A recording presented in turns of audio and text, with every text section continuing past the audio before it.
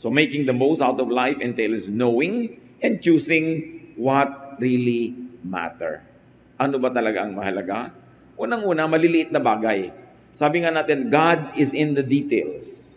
Even quality is in the details. Halimbawa, merong hotel, ang laki-laki, 1,000 room hotel. Ang ganda-ganda ng lobby, ang ganda-ganda ng garden. Pero pag humiga na kayo, yung unan, marumi ang punda. Ang ganda ng banyo, pero ipa-flash nyo, ayaw mag-flash. Di ba sira lahat? Because everything is in the detail. So yung buhay din natin, hindi lang yung grand occasions, hindi lang yung monumental victories, kundi yung maliliit na araw-araw na nagaganap. Doon nalalaman yung kadakilaan ng Diyos at doon natin dapat malasap yung magandang kalooban ng Diyos sa atin. So what really matter? Little things like appetite on the dining table. Kailangan pag kumakain, may gana. Bago magawa ang isang pagkain, ang tagal-tagal. Maraming taong gustong kumain, hindi makakain. Tapos ikaw may pagkain, tapos walang gana.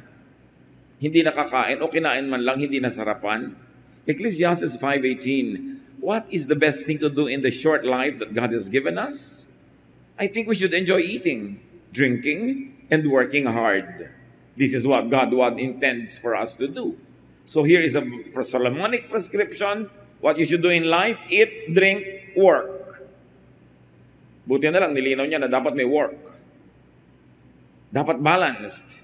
Eating and drinking without working means poverty. But working without eating and drinking means dullness, grouchiness. Kung puro ka trabaho, wala ka namang enjoyment sa buhay, mamaya mainit na lagi ang ulo mo, hindi ka na masarap kasama, hindi ka na rin nag-e-enjoy, ba't ka pa nagtatrabaho? So develop and keep your appetite. It's high religion. And develop and keep the appetite of others. Protect the dining table from appetite spoilers. Kailangan pagkakakain na kayo, isinasa isang tabi, nililimot yung mga problema, mga kalungkutan. At lalong-lalo yung awayan. Mahirap lumulo ng pagkain pag nag-aaway kayo. Mahirap lumulo ng pagkain pag malungkot. Kaya meron tayong ministry sa isa't isa. Pasayahin, ilagay sa mood ang bawat isa on the table. And very importantly, isa pa na spoiler sa table is idolatrous diet worship. Yung may inihanda ka, ay, I cannot eat that. Ay, ayoko niyan. Ilang calories yan. Naku, tataba ako. Yung pinintasan na ng pinintasan yung pagkain. It's an appetite spoiler. Tapos pag tinignan mo siya, mukhang kalansay yung mukha. Ito mo yung cheekbone ko, hindi cheekbone yan, kalansay. Dahil OA na kumisa na pagdadiet. At nagdadiet ka, nadadamay tuloy yung iba, yung may mga gana, nakita kang kukuha ka praso. They either feel guilty or they feel bad about themselves.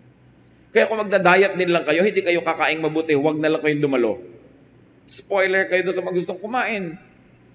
O dapat merong isang mesa for dieters. Ang plato nila, tansan. Ang chopstick nila, toothpick. Yan, ang mapalan nyo. Kasi nadadamay kami kumisa sa kada diet ng iba. No? Proverbs 15:17, a simple meal with love is better than a feast where there is hatred. Yung sobrang komplikadong kainan na ang dami-daming kutsara, ang dami mga plato, ang dami mga baso na pag nagkamali, nagagalit na tuloy yung si senyora sa mga maling nagsaserve. O napagod si Mrs. sa paghahanda, kaya tuloy pagod na pagod siya, mainit na yung ulo nung kakain na. O nakakatatlong init na siya kasi gusto niya mainit kakainin, nahuli yung kakain na mister, awayan na tuloy. So niya, simplehan nyo na lang ha, para kayo masaya, kaysa masyadong complicated tapos nagkakaproblema. Hindi ko mo complicated, may problema. Pero pag complicated yung meal, usually napapagod na yung naghanda nun. Appreciate and celebrate what's on the table. And brothers and sisters, huwag pipintasan ng pagkain, lalo't kaharap. Siguro kung talagang gusto mong magkaroon ng isang scientific analysis of the quality of the food, pagkatapos na, kung sabi mong medyo yata mas masarap yung sinigang kung hindi sumobra ang alat, o mas gusto ko sana yung isda kung tostado, pero pagkaharap mo na yung pagkain, andun na, wala ka ng choice, huwag mo siyang pipintasan. Kung hindi ka namimintas ng tao na kaharap mo, huwag mo rin gagawin sa pagkain. Kamya, magdamdam sa iyo yung pagkain, hindi ka nabalikan. Sabi ni Confucius, philosopher na Chinese, coarse rice for food, water to drink, happiness may be enjoyed even in this. So niya, basta magandang attitude mo, kahit ano yung pagkain, makakagana ka. Pero dapat pinapagana mo yung sarili mo at pinapagana mo rin yung kapwa mo. Don't bring up trouble sa dining table. Hindi yan ang oras para magtalo-talo, mag-away-away, magbangayan. Importante na ipinoprotect natin yung mesa. Because eating is religion too. Lahat ng ginagawa natin can glorify God or can dishonor God. Then what else really matter? Rest and sleep. Jeremiah 31:25-26, those who feel tired and worn out will find new life and energy. And when they sleep, they will wake up refreshed. So mahalaga yung napapahinga ka talaga. Kung puro ka trabaho, kulang ka sa tulog, kulang ka sa pahinga, kulang ka sa saya, kulang ka sa masarap na pagkain, sa pangit ang ugali mo. Kasi sabi nga nila, you are what you eat. So provider ka nga pero nakasimangot ka naman lagi, hindi ka masayang kasama, pabawasan yung kabayanihan mo. Pagod ka na nga, dapat maging hero ka na, pero dahil sa sobrang pagod, palaangil ka na, palaaway, people end up hating you. Kailangan na tayo marunong mag-relax. Nagtatrabaho ka, pero marunong ka mag-relax. Kasi kahit patayin mo sarili mo katatrabaho, kung hindi be-bless ni Lord, wala rin mangyayari. Pero pag gusto ka i-bless ni Lord, sino makakapigil sa Kanya? Psalm 127 verse 2, it is useless to get up early and stay up late in order to earn a living. God takes care of His own even while they sleep. Hindi naman sinasabi na huwag kayong gumising ng maaga dahil kung talagang kailangan gumising kayo ng maaga dahil malilate kayo, syempre gigising kayo ng maaga. But what is the message here is, hindi mo mapipilit ang blessing ng Diyos. Hindi ko mo more trabaho, it means more food, more income, more happiness. So unahin mo is to please God. And even the conduct of your business, in the way you work and the way you do your business, dapat God-pleasing. So He will bless your effort. Hindi tanim ka ng tanim, tapos wala ka mga anihin. Mahalaga, inuuna pa rin, kahit nagtatrabaho, yung bibigyan mo ng kasiyahan ng Diyos. Dahil pag natuwa siya sa'yo, sinong makakapigil sa Kanya na i-bless ka? Pero pag hindi naman natuwa sa'yo, Diyos, hindi naman ang makakapilit sa Kanya na i-bless ka. Si Elijah recovered strength and stopped wanting to die when he was able to sleep and eat. Itong si Elijah na prophet, gusto na nga niyang mamatay, ka-prophet na tao, binubuhay pa siya ng Diyos, gusto na niyang mamatay. Yung pala, gutom lang, pagod. Nung nakatulog at pinakain ng anghel, biglang gusto na niya uli mabuhay. Kasi talagang naiiba ang utak ng tao pag sobrang pagod at undernourished. Yung mga konti-konting kumain, patikim-tikim, kapra-kapraso, observe. Obserbahan nyo kung kayo yun, mga kapatid. Kung maganda ang ugali nyo at asal, sobrang halos ayaw na kumain, hindi ka na nag-enjoy kumain, tapos puro katrabaho, obserbahan nyo kung nakakatuwaan kayong kasama ng kapwa nyo. Kung nami-miss kayo pag wala kayo doon, at hinahagad ng mga taong makasama kayo dahil masarap kayong kasama. Usually, when you don't eat enough, yung behavior nyo suffers. Kaya marami mga dieters, mga grouchy maitin ang ulo, mga magagalitin sa buhay. Hindi nila alam, yung cells nila, gutom na gutom. O kaya kulang ng pahinga. What else really matters, especially for couples? Romance in marriage. Song of Solomon 1:12-16. My king, while you were on your couch, my love was a magic charm. My darling, you are perfume between my breasts. You are flower blossoms from the gardens of En-Gedi. He speaks, my darling, you are lovely, so very lovely your eyes are those of a dove. Ito yung palitan ng mga berso ng nag-iibigan. And you read it from Scripture. Very few people teach it because they blush when they read the Song of Solomon. Sometimes it is called the Song of Songs or ang pinakamagandang awit sa lahat. She speaks, my love, you are handsome, truly handsome. The fresh green grass will be our wedding bed in the shade of cedar and cypress trees. So ang pinapakita dito ng Song of Songs, or the best song of all, is be passionate. You have a loved one, and your loved one loves you, and you are legally a couple. Celebrate passionate love. It's part of religion. God created our bodies. God put all the sense and all the senses where they should be because God meant them for a purpose. Song of Solomon 2:3-6. She speaks, "And you, my love, are an apple tree among trees of the forest. Your shade brought me pleasure. Your fruit was sweet. You lead me to your banquet room and showered me with love. Refresh and strengthen me with raisins and apples. I'm hungry for love. Put your left hand under my head and embrace me with your right arm." Sabi ba, are we reading scripture? Yes. If you're not reading it, something's wrong with you. It's part of the Bible. Diyan ang galing yung, he leads me into his banqueting table, his banner over me is love. Actually, this is romantic love. So kayo, lalo may mga kayong partner, appreciate and praise your partner. Nagpupurihan sila para kang isang matayog na puno, sa'yo ako lumililim, etc., etc., no? Song of Solomon 4:1-5. "My darling, you are lovely, so very lovely. As you look through your veil, your eyes are those of a dove. Your hair tosses about as gracefully as goats coming down from Gilead. Your teeth are whiter than sheep freshly washed. They match perfectly, not one is missing. Your lips are crimson cords, your mouth is shapely. Behind your veil are hidden beautiful rosy cheeks. Your neck is more graceful than the Tower of David, decorated with thousands of warrior shields. Your breasts are perfect. They are twin deer feeding among the lilies." So, here is a man and a woman praising each other in the context of married bliss. So what is the Bible telling us, especially Solomon and the song and the best song of Solomon? Couples should enjoy their time. Have, protect, and beautify your private time and space. How can you be passionate kung yung mga anak nyo kasama nyo natutulog sa inyong higaan? Tapos para kayo mga kriminal ng 3 o'clock in the morning na kumakaluskos, na baka magising ang mga bata. That's not the way to enjoy your married life. No? Mga lalo yung mga babae, hindi ko man naging nanay kayo, you stop being a wife. Minsan nagiging tamad na kayo sa ganito mga bagay, kaya yung mga anak nyo ang inyong depensa, andyan ang bata, magigising. Yung pala, tinatamad ka lang. Genesis 2:24, "That's why a man will leave his father and mother. He marries a woman, and the two of them become like one person." So kung humihiwala yung mga ikakasal sa mga magulang, it doesn't have to be literally na paghiwalay, iniwan mo yung nanay mo, nag-iisang byuda sa bahay niya. Hindi yun ibig sabihin nun. Ibig sabihin lang, meron kang commitment na ang partner mo na from here on yung asawa mo.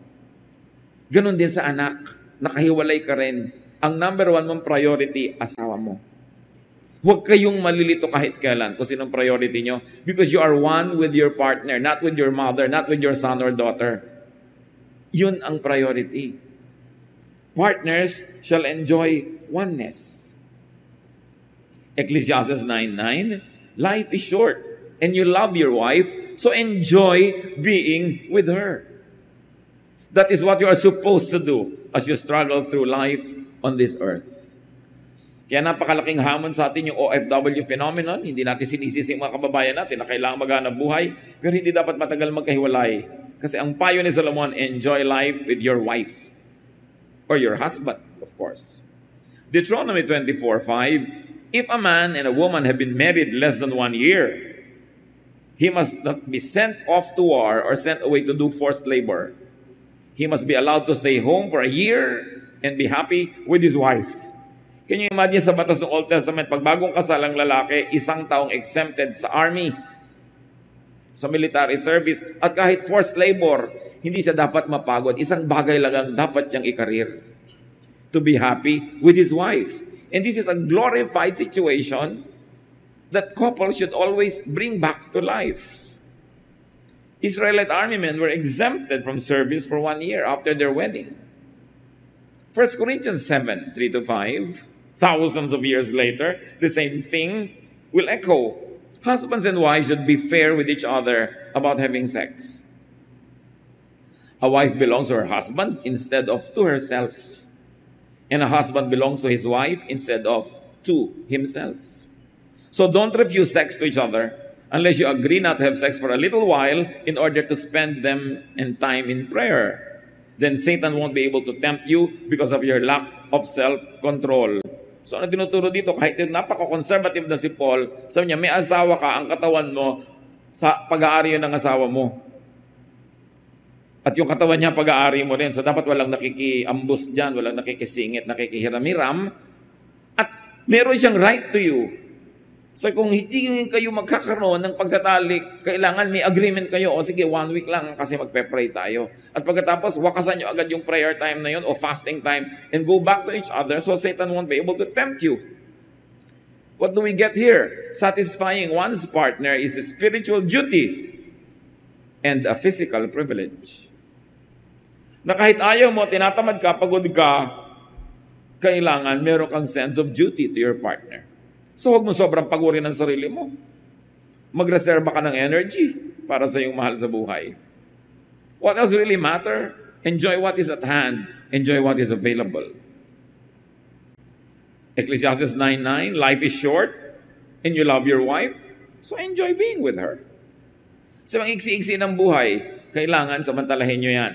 Do not waste time.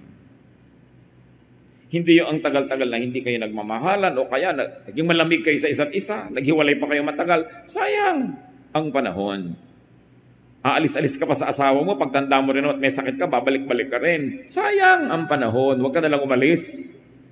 Ecclesiastes 3:22, we are meant to enjoy our work and that's the best thing we can do. We can never know the future. Hindi mo naman pwede ipagmalaki yung kinabukasan pa, hindi mo alam kung ano mangyayari. So enjoy whatever is being done and happening at present. Huwag kang isip ng isip, o sige, next week babawi ako. Paano kung hindi ka nabuhay next week? O next month, makakapagbakasyon din tayo. Next year, magkakaroon din tayong oras. No! Dapat everyday may iniaago kang panahon for enjoyment. Every week may iniaagaw kang araw. Every month may iniaagaw kang weekend. Every year may inaagaw kang at least 1 week or probably 2 weeks or a month para sa ganito mga bagay. A little of everything every time. Work, eat, drink, play, all in one day. All in 1 week, all in a month. Because you don't know when your life will end. Especially if you're a father, a mother, a spouse, you have a duty to other people. Hindi ka nabubuhay para lang sa sarili. Ipagpalagay na ayaw mo mag-enjoy. Paano sila? Gusto sila mag-enjoy at hindi sila mag-enjoy na hindi ka kasama, may pananagutan tayo sa isa't isa. Lalabas kayo, meron kayong outing, huwag ka manimangot, huwag mo pangitan ng mood mo, huwag mo ilabas yung init ng ulo mo. Sayang ang outing. Sayang ang picnic, doon ka pa nag-alboroto. Sayang yung kainan, doon ka pa nawala ng gana, doon pa kayo nag-away. Huwag magsayang ng sandali. Kasi hindi na bumabalik. Ecclesiastes 5:19, suppose you are very rich and able to enjoy everything you own. Then go ahead and enjoy. This is God's gift to you. So anong sinasabi? O pinayaman ka ng Diyos, binigyan ka ng mga blessing, enjoy what God gives you. Do not be and stop being guilty for enjoying. Especially if your wealth is God-given, if it is deserved, you work hard for it, you never killed or stole from anybody, enjoy it. Kung kayong makikinig sa mga religious people na lagi kang pinapag-guilty pag nag-e-enjoy ka, kakain ka ng masarap, alam mo ba, nasa halaga ng lunch mo, makakapagpakain ka na ng 500 squatter? Yung gaganunin ka, kakain ka na. Marami naman akong ginagawang kabutihan. Bakit pati pagkain ko ngayon, kailangan ko pagtasahan? Bakit hindi ba ako pwedeng mabuhay para rin sa sarili ko, kasabay ng pagpapakain ko sa iba? Sabi, if God blesses you, enjoy it. Choice ng God na blessan ka eh. Kasi pag hindi mo in-enjoy yun, parang binaliwala mo yung binibigay sa'yo. Kung minsan kasi ang tinuturo ng relihiyon, sobrang guilt. Ang mahal-mahal ng damit mo, marami ka namang damitan na mahirap kung hindi yan ang isusuot mo. Nagbibigay din naman ako. Ano ngayon kung mag-enjoy ako? God wants to be gracious to me. As long as I don't steal it, I work for it, and I also never forget to be charitable. Why should I be stopped from enjoying what God gives me? Ecclesiastes 11:8. Even if you live to a ripe old age, you should try to enjoy each day. Because darkness will come and will last a long time. Nothing makes sense. That darkness, of course, is death. Sabi niya, kahit matanda ka na, mag-enjoy ka pa.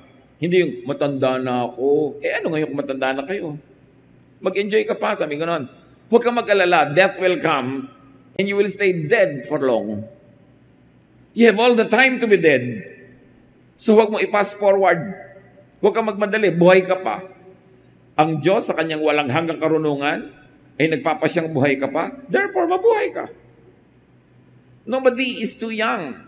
Enjoy every phase, every period, every moment of your life. Walang too young or too old for enjoyment. And you want to enjoy, start early and never stop. Because life is a gift from God. Life is not a problem to solve. Life is not a cross to carry. Life is not a list of don'ts, don'ts, don'ts. Life is a gift. Kailan pa natin lubos na uunawain na kaluguran ng Diyos, gusto ng Diyos na mag-enjoy tayo? Hindi niya minamasama. Basta't hindi nakaw, pinagtrabahuhan, deserved, and thanked for. Ipinagpapasalamat dahil alam mong kabutihan lang ng Diyos. Si Paul, si Pablo, he learned to be contented with any and in any situation. Philippians 4:12, I know what it is to be poor or to have plenty, and I have lived under all kinds of conditions. I know what it means to be full or to be hungry, to have too much or too little. Sabi ni Paul, lahat yan napagdaanan ko na. Sa palagay mo, napigil ako na mabuhay dahil ako'y mapera o kote ang pera, pagod o nakapagpahinga, gutom o busog? Lahat yan. I mean, dumadaan talaga yan. But you must never forget to continue to worship God, to serve God, and to enjoy your life. What else really matter? Peace and contentment in aloneness. Or even in aloneness. Kung wala kang kasama ngayon, enjoy your time. Huwag kang parang hilong-talilong na naghahanap ng kasama. Kung wala gusto mong kumain, wala kang kasabay, hindi kumain ka, enjoyin mo. Kung binigyan ka Lord ng kasabay, isabay mo. Hindi naman laging may tao. Marami kasi sa atin mga kapatid, hindi tayo marunong mag-enjoy mag-isa. Pag nag-iisa ka na, para ka ng feeling mo, itinapon ka ng tadhana. May makikita ka pang kumakain mag-isa, bakit ka nag-iisa? Bakit naman hindi? Yung hindi ako makapag-isa. Kaya alam niya maraming napapariwara dahil ayaw mag-isa. Kahit kay taning, nagpapasama, may makasama lang. Kahit masama na, kasalanan na, magsasama pa rin. Sa takot mag-isa. It is one thing we have to learn, to enjoy aloneness. As long as you are not always alone, and that you also enjoy happiness in company. Hindi naman yung sobra ka na naging individualistic.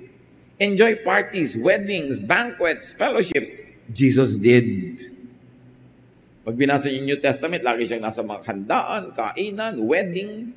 In fact, the first miracle of Jesus was to make wine at a wedding ceremony.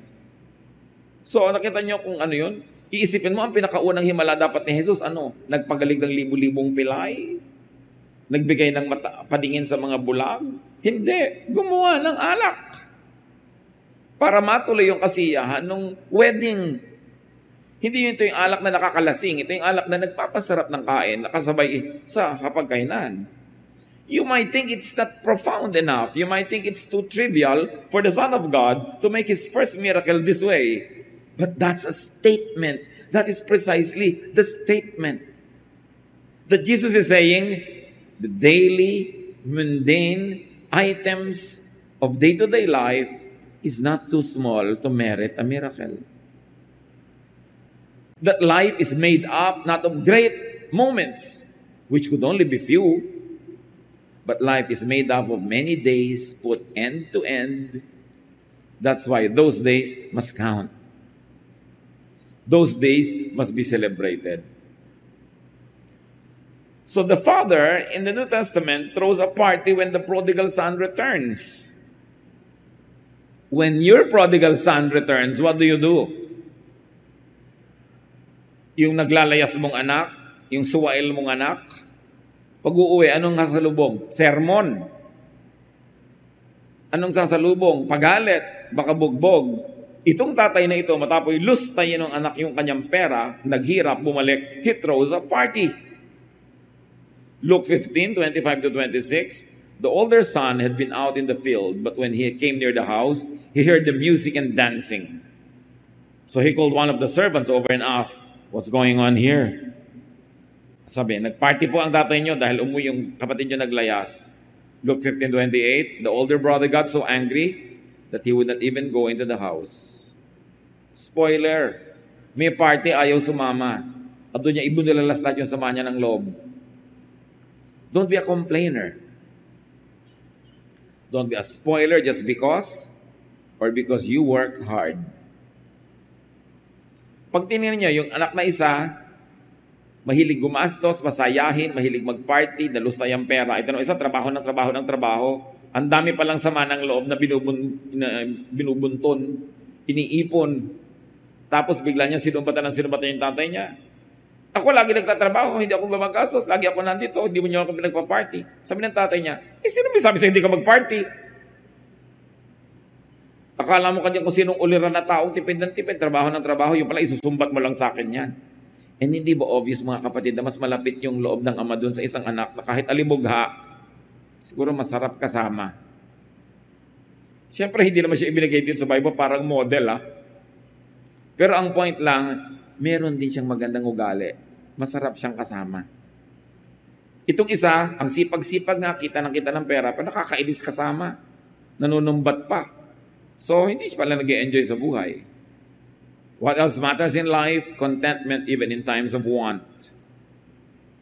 Sayang ang oras, kahit oras ng taghirap. Kung ang ipagdiriwang nyo lang yung panahon na kayo mariwasa, edi ang konti nun. Kasi ang big majority of people, hindi naman talaga nagiging ganong kariwasa. So dapat wala kang sasayanging oras kahit panahon ng hirap. Ipagpiesta mo pa rin, ipagdiwang mo pa rin, kasi sayang pa rin yung oras. In fact, nahirapan ka na nga sa oras to, hindi lalo namang nasayang kung wala ka man lang napala. Philippians 4:12-13, I know what it is to be poor or to have plenty. And I have lived under all kinds of conditions. I know what it means to be full or to be hungry, to have too much or too little. Christ gives me the strength to face anything. So mga kapatid, dumarating yung panahon wala kayong pera, enjoy pa rin kayo. Marami namang enjoyment, hindi kailangan bayaran Hindi kayo sure kung magkakapera kayo or not. Don't suspend your enjoyment of life. Hayaan nyo lang, darating yun kung darating, hindi darating kung hindi darating, kahit kayo mag-worry. Hindi natin sinasabing maging mapagwalang bahala tayo, pero dapat tayong matuto ng certain level of just letting it happen. Kahit naman pilitin mo, hindi mo rin mapilit To be satisfied does not mean gleeful about your needs. Ang sinasabi lang dito, I have learned to be satisfied. Alam ko, kulang, hindi ko ipinagdiriwang na kulang, pero anong gagawin ko? Magrereklamo, magmumukmuk, magagalit. So niya, tinisikap ko, tinuturuan ko sa sarili ko na enjoyin kahit konti. Total, konti anong gagawin ko? Sayang ang panahon. And of course, another thing that really matters is appreciation in plenty. Pag dumating naman yung panahon na mariwasa ka, maluwag sa buhay, pasalamatan. Proverbs 15:6, the house of the righteous contains great treasure, but the income of the wicked brings them trouble. Meron daw talaga mga specially favored because of their righteousness na pinupuno ng Diyos ng mga magaganda, mamahalin, maririwasang bagay yung bahay niya. At huwag kang ma-offend. Sabi mo, ang ganda naman ng plato mo, ang mahal, makakabili ka na ng 50 Biblia dyan. Yung papagiltihin mo yung tao may magandang Biblia, may magandang plato, may ganun Yung gusto mag-party, ilang Biblia na mabibili natin doon. Gusto ng Diyos, balance. Namimigay ka ng Biblia, pero nagpa-party ka rin. Importante yung ganun, hindi ka laging guilty. Dapat no guilt kung wala ka namang ginagawang mali. Proverbs 10:22, the blessings of the Lord brings wealth, and He adds no trouble to it. Paulit-ulit yung mga verses, pag talagang bine-bless ka, luluwag ka rin, magkakaroon ka rin ng ginhawa, magkakaroon ka rin ng masasarap na bagay at hindi mo dapat yon ihingi ng tawad o i-apologize for. Psalm 90 verse 12 says, teach us to number our days. Turuan mo kaming bilangin, pahalagahan, bigyan ng kututuran ang bawat araw na ipinahihiram mo sa amin. Remember, life is a gift. Internalize natin. It's a gift. Therefore, it must be enjoyed. May nagbigay sa'yo ng t-shirt gift, hindi mo sinusuot, hindi ka nabibigyan uli. Meron akong taong tinigilan bigyan ng tuwalya magaganda dahil nalaman ko, nandun lang sa cabinet niya lahat. Pointless! So pag may binibigay sa'yo yung Diyos, enjoyin mo yon. Just don't forget to share. But don't forget to enjoy it because it's an act of thanksgiving. And why else will you enjoy it? Because you are not sure if you will have the time tomorrow to enjoy it. Bigla-bigla tayong nababawian ng buhay. Dapat kahit kailan dumating yon, you will not be possessed by regrets. Because you ate, you drank, you lived, you worked, and you gave away. It's important to take care of everyday life. Because a life of 90 years is actually made up of many separate days put end to end. So the quality of your life could be seen by the quality of your everyday. Let it be a worshipful day, let it be a thankful day, and let it be a day of enjoyment. Mayaman ka man o mahirap, may iniintay ka o dumating na, kapos o sobra, it's your attitude that will make you feel rich. It's not the amount of money in your pocket. It is your attitude. Ama namin, turuan niyo po kami na patuloy na maging mapagpasalamat sa buhay na ipinahihiram niyo. Huwag namin itong itrato na akala mo penitensya, akala mo puro pagdurusa, puro paglilingkod sa kapwa na wala ng kasiyahan. Dahil nilikhahan niyo kami para una, bigyan kami ng kasiyahan. Salamat po, Panginoon. Ang dalangin lang namin, huwag naming malimot na may kakambal itong pananagutan sa kapwa, kakambal na responsibilidad para magtrabaho, that we should work hard and produce surplus so we can have things to enjoy and to give away to people who are not able to make so much. Turuan mo kami, Panginoon, at habang kami patuloy na nagpa-fine-tune ang buhay namin, lalo namin inaayos ito, lalo naman kami nagpapasalamat sa inyong kagandahang loob.